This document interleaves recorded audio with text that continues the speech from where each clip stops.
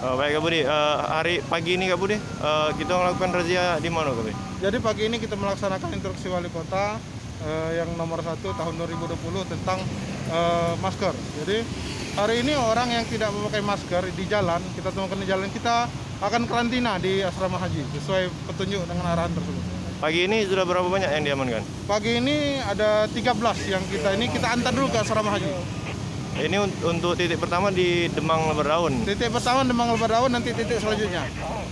Kak, ini dari yang diamankan ada yang tidak terima sudah Pak? Banyak yang tidak terima, cuman tetap harus kita jalankan karena ini untuk kesehatan kita semua dan untuk kebaikan kita masyarakat Kota Palembang.